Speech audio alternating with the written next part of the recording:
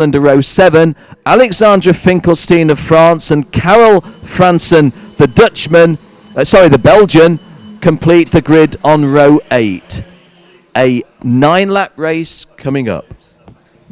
Cars heading out on track then, ready for this, the 6th race of the day. 22 heats that we have on a very full race program here for the 2nd competitive day of action. I say competitive day because before we got to the weekend and qualifying yesterday, the teams and karts and drivers were all here for a couple of days testing, so it's pretty much a full week for them by the time they get to the end of Sunday. And I've been here for a long time. A lot of commitment required from the drivers and teams who've travelled the world to get here, and of course from the families, the parents, many of whom help to support and fund this. So this is day 2 of the competitive part of the weekend. Day 3 tomorrow we'll have the point scoring races, the finals, pre-finals, but these are the qualifying heats. There's the grid then. Ken's called it to you already, but there it is confirmed. Top right you can see Ferenc Cancar there, the Hungarian driver who's had 2 second place finishes in the first 2 rounds of the championship, and he's therefore lying pretty sweetly 3rd in the championship, within 3 points of the championship leader. He's just in the top 2 in the championship racing. I'm sure he'll watch that from the side of the track, and he's seen that Zendarua and Mikalayo are on good form, so he knows he needs a decent result here. Lucas Orrock, 6th in the championship last year, starting alongside him, the British driver. Alessandro Minetti, terrific performance to be 7th overall for the over 32-year-old Masters category. And Matthias de Tige, the Belgian driver who won the championship last year. He's down in 10th place at the moment. He's not yet been on the podium. His best result has been a 4th place finish in the pre-final in Belgium, but actually he's not yet finished in the top 6. He had a very disappointing weekend in Italy last time out. Didn't have too bad a weekend in Belgium, but really he's got to have a terrific weekend here if he wants to have any hope of holding on to his championship title. So we'll see what Matthias can do. He's looked pretty racy so far this weekend though, Ken. And Matthias, you can never rule him out, can you? And then on the 3rd row, a couple of very quick drivers as well, with Patrick Pearce, 604, and Sandro Lukovic in the 653 kart. Wouldn't rule them out either, would you, as a podium finisher at the end of the weekend? Certainly not as a top 3 finisher in this one. OK, here we go. Ferenc Cancar leading them round from pole position. And I doubt that we're racing, because that looked a formation that was very an early stage. There was no earthly chance of that being a first-timer, and I think probably Ferenc Cancar realised it and just kicked on to go round for the additional lap that's now necessary. Have to say that one or two of the drivers that we've seen previously, and Chris was making reference to Matthias de Tige, it's strange as a journalist when you know the capability of a driver and yet it's just not happening. It's one thing to say, well, he's not on form at the moment, but gnawing away at you is that idea that it's going to come back any time now. Is this the moment, sort of thing? You don't win a championship of this caliber by being a moderate driver. You win a championship by being stunningly good. So we try again. Ferenc Cancar on pole position, with Lucas Orrock joining him on the front row. Keep an eye on Alessandro Minetti, kart 766, not just in his battle with the other master, Chris Adams, kart 700, but how will the 3-time CIK European champion fare against the DD2 Open frontrunners? Alessandro starts, the Italian, shall we say, well, they won't say veteran, the experienced Italian starts on the inside of row 2. So, we try again. And we're racing this time, and Ferenc Cancar, no, we're not racing this time, we're not. Well, it may well be that it won't take too much longer before the officials decide it's worth a word in someone's ear, because they didn't look like incidental situation. When Tamsin Germain was well detached in the previous race, it may well have been that it was to give her a sporting chance to get round again, but don't know why we've had such fractured formations. It may have also been an approach speed issue, but Ferenc Cancar and Lucas at this level together to bring a situation where it is justified. Last corner, but they're a bit too before. As a result, by the time they stretched out, even though coming into the last corner, just a bit too keen to. It's a crucial point of the champion. They're all looking at that first, well, desperate to get a good start. Just looking now, they hadn't they, and that would be on how you're going to take that first turn. It's an opening. This is a more sedate approach, so the approach speed at this stage is fine.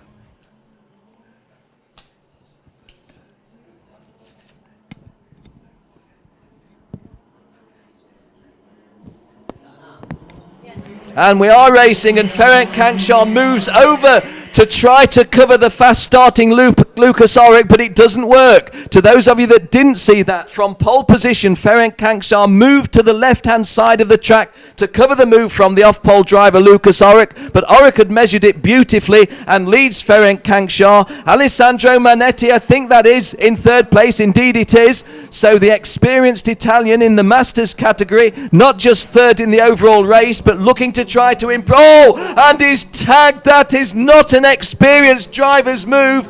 He's tagged Ferenc Kankshaw, and both of them to serious detriment. Oh dear, Chris Hartley, not what we would have expected and not what we wanted to see. Yeah, he went for the move, but it wasn't quite on, was it? As it proved to be, they made contact, and Ferenc Kankshaw, I think, will be a bit aggrieved by that with the way the kart was hit pretty much from behind on the rear corner. So it sent the Hungarian, the championship contender, right to the back of the field. He has got going again, but he is fourth kart in the pack. So Lucas Ulrich leads the way. Matthias de Tige, the reigning champion, is second, but the best part of a second behind him.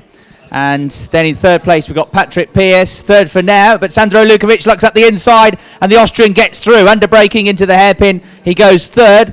Patrick Pierce trying to get back around the outside of him, but he's left the door open here, and he'll lose fourth place to the 617 kart of Luca Kamali. So the German driver gets back through to fourth place. Patrick Pierce there, in trying to get his position back, left the door wide open on the way into the hairpin and lost the place. Chris, a beautiful illustration. Wonderful move by Sandro Lukovic, absolutely perfect. Just a touch hot-headed, the reaction by Paddy Pierce, and as you've called in commentary, lost another place as a result. Yeah, sometimes you just got to concede the position and shut the door and try and get them back later on. He tried to go around the outside of him, which was always going to be a tough call, and the door was wide open for Kamali to get at the inside. And all of this means that Lucas Ulrich still leading the way by a fraction under 9/10 of a second. Matthias de Tige not really closing the gap at the moment, although he looks pretty good under braking on. This is fifth. Al Rahawi in sixth place, doing a good job, isn't he? Just noticed that and was impressed by the Omani driver's efforts. Yeah, so he's in kart 670, looking very good indeed. Christoph Adams is now the top master, with Alessandro Manetti climbing back into the top 10 now. Ferenc Kankshaw is still at the back of the field, but he's closing the gap, and he's going to start to pick up one or two places now. His pace is good. Ferenc Kankshaw is the quickest driver on the circuit. He's the only one with nobody around him, I suppose, so he has got a clean track, but it shows you that the kart is okay. It hasn't suffered any noticeable damage, and the driver is getting on with it. So Ferenc Kankshaw has got to go like the wind now to get as many places as he can. Between now and the time the checkered flag comes out. We've had 3 of the 9 laps complete. We're on lap number 4, and Lucas Ulrich has extended his advantage to just over a second now. Patrick Pierce having a look at the inside for fourth place, runs wheel to wheel with Sandro Lukovic and gets the place back. So back into fourth position he goes. Matthias de Tige just ahead. He's coming under all sorts of pressure now from Lukovic. So it's Kamali that lost the place to Pierce, and now it's wheel to wheel for second place. Ulrich leads. De Tige is second. Lukovic is third. Pierce is back up to fourth after that move on Luca Kamali. And Lukovic getting the second place off Matthias de Tige, I think. It's the one blind spot that we've got. I'm looking to the screen, but I do believe that, called as executed as called. But Lucas Orrick, the beneficiary, because as second and third trade places, he increases his lead to 1.5 seconds as good as. And Ferenc Kankshaw at the back of the grid, boy is he kicking on. There is a theory that in his situation you might just decide to preserve tyres a little bit, and it's not the way that he's chosen to go. Up into 14th place of 16 now. In the Masters, Chris Adams has gone 3 places behind Alessandro Manetti. But Chris, we mustn't delve into things that don't concern us, but Alessandro Manetti possibly will pick up some sort of penalty for that move. We don't know, but as things stand at the moment, credit the Italian with having dropped down into 15th place and got himself back up to 8th, and in doing so got in front of Chris Adams, kart 700, running 11th. Yeah, after the earlier incident, Alessandro Manetti is flying again, isn't he, and charging back at the order in 8th place now for the 766 kart. The race leader goes through then. There you go, Lucas Orrick through turn 1 with his comfortable 1.5 second advantage. Sandro Lukovic, the new second place driver. Matthias de Tiege third. Patrick Pearce now starting to reel in the reigning champion. He's there in 4th place. Slight gap back then to 5th, which is Kamali in 617 versus Al Rouhawi. On the way into the first race, colour. The 670 is flying along very because up to 7 is the flying. Alex picked up another place, a third in the stand. 8th position now. The 2/3 driver with there. Finally reduced Lucas 1 of a second. You really wouldn't expect. But Matthias de Tiege, Patrick Pearce,